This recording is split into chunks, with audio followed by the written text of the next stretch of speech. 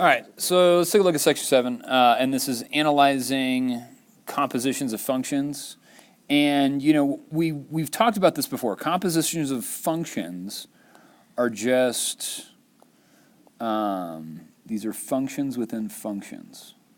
So functions within functions. Okay. All right, and what we want to do is we want to look at compositions of functions and look and see how the domain and range of a composition of functions are altered or changed when you do have a composition, okay? So remember that in a composition of functions, you have a domain x, you plug that into a function g, and then the y value on that function g then becomes the x value on function f, and then that becomes your range value, okay? So, you know, they give us this example down here where it says f of x is equal to 1 over x and g of x is equal to x plus 4. And what we know is that f of x is undefined when x is equal to 0, okay?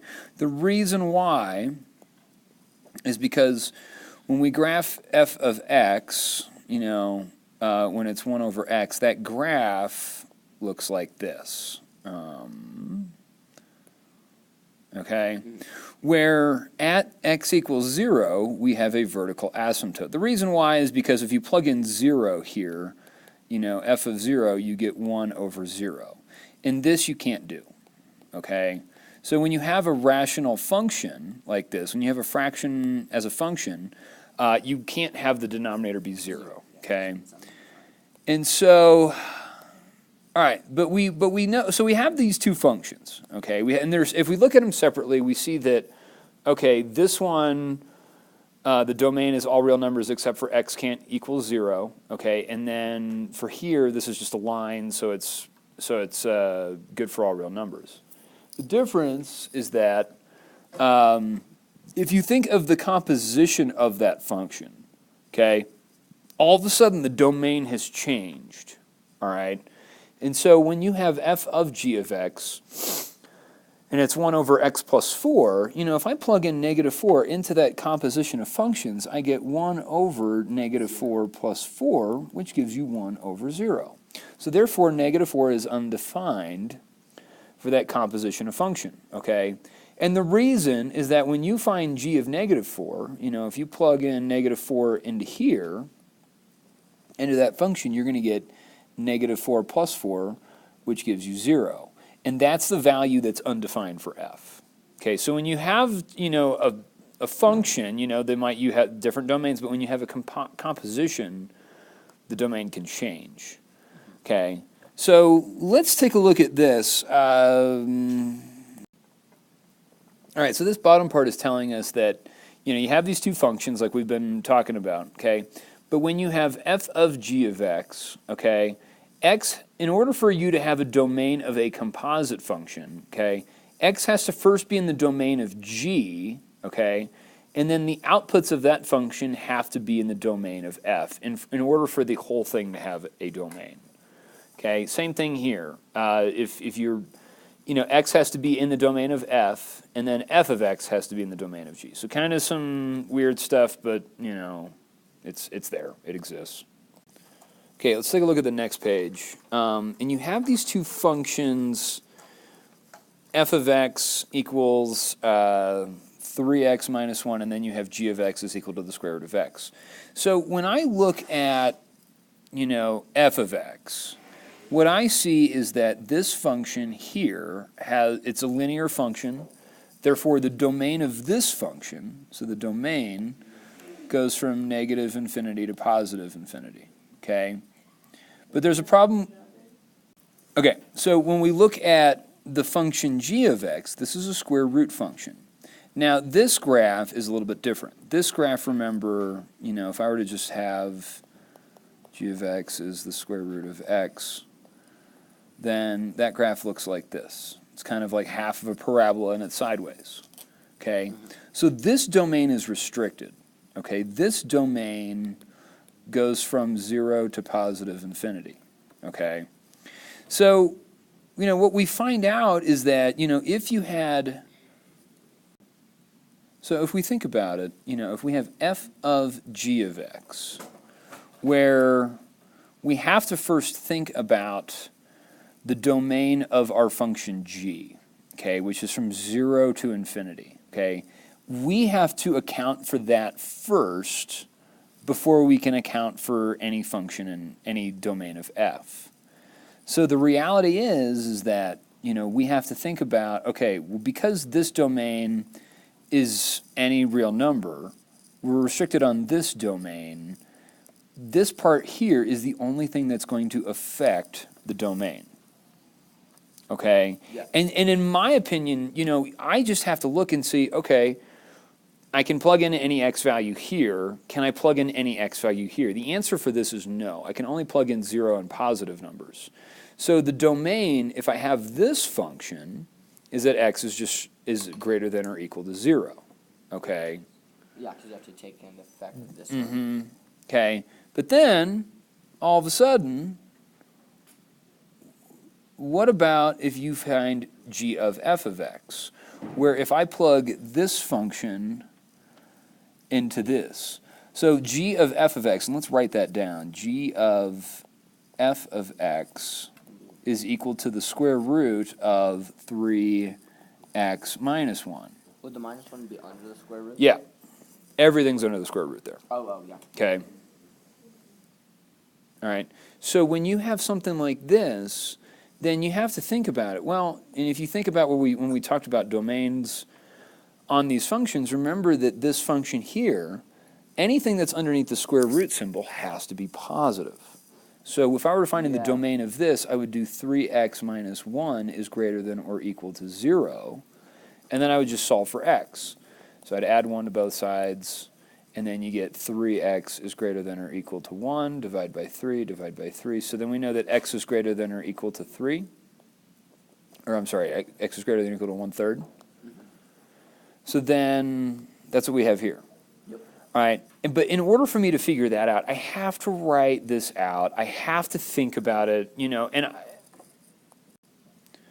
so with that, and then we, once we know the domains of each of these composite functions, then we can come over here and answer these questions. And it's like, okay, which of the following are undefined? So if I think of f of g of x, if I plug in a negative number here, it's going to be undefined. So f of g of a negative number, like this one, would be undefined. Yeah. All the other ones would be reasonable. Okay. All of the f of g. And so so then for here, now we have to look and say, okay, well, which one of these numbers is less, wouldn't work for this? Which one of these numbers are less than 1/3? And so I have this answer here. The 1/6. The 1 and the negative 1 and then the 1/6. Oh, yeah. Okay, those wouldn't work. All right. Okay.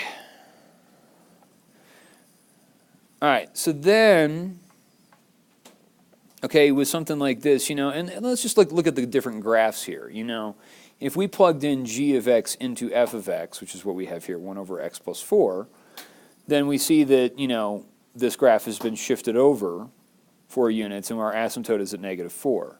Okay, here, if we find the opposite g of f of x, then that's 1 over x. You plug this value in for x here, and you get 1 over x plus 4. You still have to just think about this, and you have to ask yourself, what's going to make this undefined? And it's still just going to be 0. Okay? Okay, yeah. And you can see that in that asymptote. All right, now...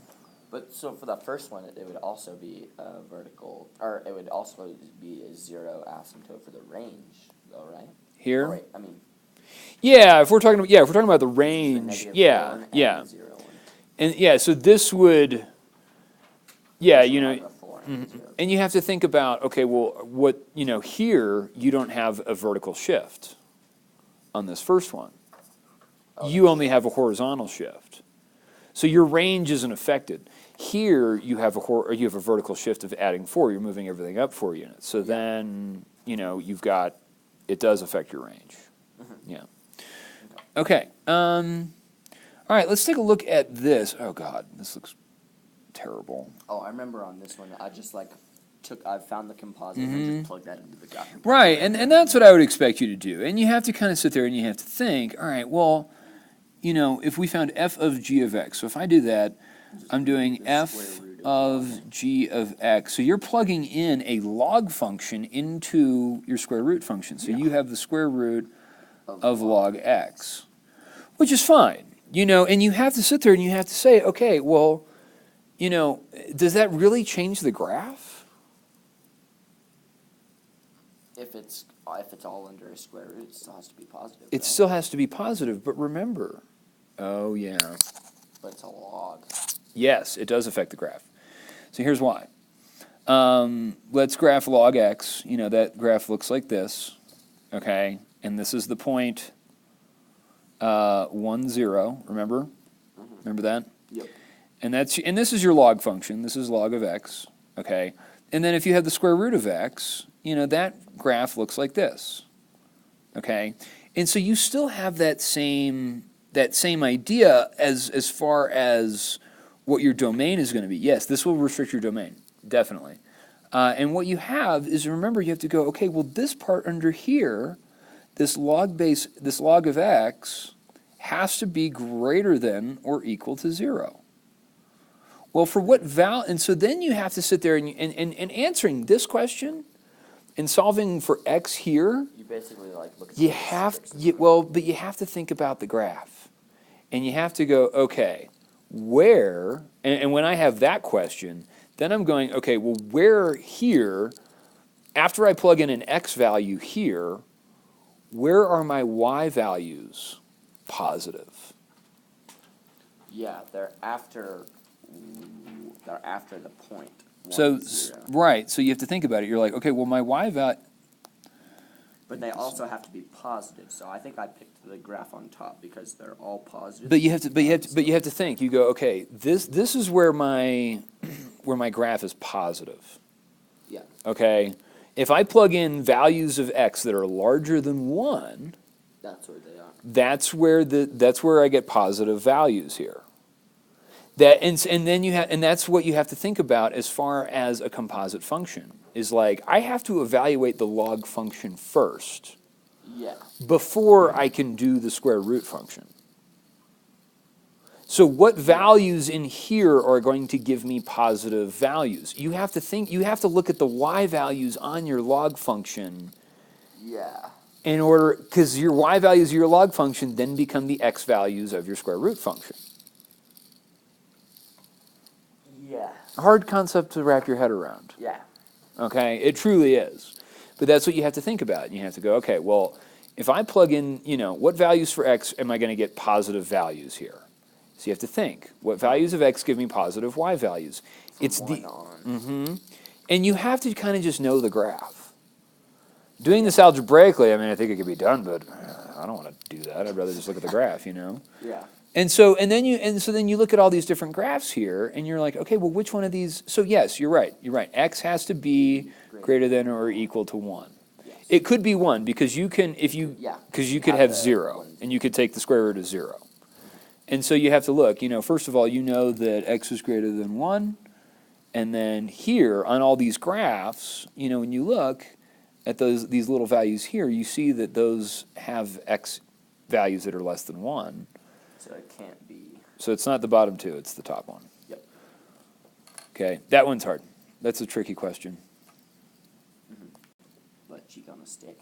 All right, so, and why the hell, God, this is so ridiculous. I don't know why I put those on there. The notes will get better and more easier for you to understand and all that kind of stuff.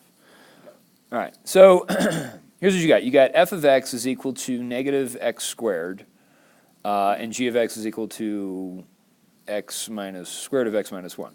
So what I know, and I'm just going to graph these real quick, okay? If I were to graph f of x equals negative x squared, okay, it is an upside down parabola, like this, okay? Where the domain goes from negative infinity to positive infinity, okay? Now here, on this function g of x, this is going to be shifted to the right 1 unit. And it's going to look like this. Okay, here's 1, and then it's going to start here, and it's going to go like that. So you do have to, it is very helpful when you understand what these graphs look like. And if you look at this graph and you know exactly what it's going to look like, all right, well, that's just a transformation. That's just going to be a reflection down. This is just going to be a shift to the right 1 unit, okay? So this domain here, goes from, and we got to include 1, to positive infinity, okay? So then all of a sudden, all right, it says, what's the domains of f of g of x, and then what's the domain of g of f of x? So then, let's do this, and this might be a little harder, and it never hurts to graph these, okay? Yeah. Let's try it without graphing first. So if I do f of g of x, okay, so I'm going to plug g into f, then look what you get here. This one's really kind of weird. This is going to be negative quantity square root of x minus 1 quantity squared, okay? Yeah. That's that It's function. funky. It is funky. Okay, and then let's do f of g of x. So if we do f, oh wait, we already did f of g. Yes. G of f of x, oh God. G of f of x. Then what we get is we get the square root of negative x squared minus 1. Yep. Okay. Okay. Just based off of this, you still have to account here for the square root. Okay? Yeah, so Technically, when you square the square root, it does take it off. it takes it off. But with this, you have but to when you evaluate. write it like this, like you can write it like this and then you can simplify it. But the original function is defined like this. So you still have to think and sit here and go, okay, well, I have to have that x minus 1 is greater than or equal to 0, so x is going to be greater than or equal to 1. Okay, that's going to be your domain for that one. All right? Yeah. What about this one? This one's tricky. This one I'm thinking doesn't have a domain. Okay? And here's why. Because if I take a number, any number, and you have to just think about it for a second. Negative x squared minus 1. Well, no, think about it. What happens when you square a number? It makes it usually positive. Always becomes positive. This is always positive. But then what do you do to it? You make it negative, and then you minus 1 from it. So, Then it can never this be- is always going to be negative. Yeah. So when you think of, when you look at this inside part here, and this is kind of hard to see, but if you look at just negative x squared minus 1, think about it. That's a graph that opens down, that is shifted down 1 unit. All these y values, and this is where you have to think, all these y values are negative. Yeah. And in a composite function, the y values become the new x value. Yes. Okay? Because I have to evaluate this function first, negative x squared minus 1. I have to evaluate that first, then I have to take the square root. So when you can look at this function itself, negative x squared minus 1, And see evaluate it's all that, negative. you're always going to get negative values. So this would have Undefined or no domain? no real No real domain. no domain. I don't know. Or domain is undefined. But let's go ahead and let's graph both of these in Desmos. I'll do that and then I'll paste it in here. Okay, so you can tell on this one, okay, that the domain is x is greater than or equal to 1 just by looking at the graph, okay? And it has points on the graph, but here, notice we don't have anything. There is no domain. There are no points on this graph. So if you graph, and that's the thing, always check. Do it algebraically, but then, graph it and just look at it and see. Okay. Yeah. All right. Let's look at one more. All right, now we're kind of talking about range. We do need to kind of consider range here. Okay, given your natural exponential function, f of x equals e to the x, I'm going to graph that real quick. Okay, and remember that this comes from, we get log functions based off of this idea, okay? And then if we graph this function, then we get x minus 2, so it's just going to be a graph that looks like this. So the domain here, okay, the domain, remember, on an exponential is negative infinity to positive infinity, okay, but the range is restricted. The range, we go from 0 to positive infinity, okay? We can't have 0 or negative numbers as y values on an exponential. If we have a regular linear function, then the domain and the range are both negative infinity to positive infinity. So if we found g of f of x, okay, now let's write out that function. If we do g of f of x, then that's going to give us, plug in f into g, so we get e to the x, and then minus 2. So now you have to think, okay, well, what does this do to the graph? What does this negative 2 do to the graph? Does it shift it down? Uh-huh. Okay, here's negative 2. Here's our asymptote, okay, and then our graph is going to look like this, okay? So the range here is affected, and we have to go from negative 2. We don't include negative 2 to positive infinity, and if we wanted to put that into interval or inequality notation, y is just greater than negative 2. Yep. So it's that one. Okay, so if you want to do section 8, you can. Not going to make you do it, but you know, got to be able to go through that. I hope this helped. Yes. Going through. Good help. Okay, you just got to think about what do they look like individually. What do you look like if they put them together? Okay. Okie dokie. All right. See you later. Bye.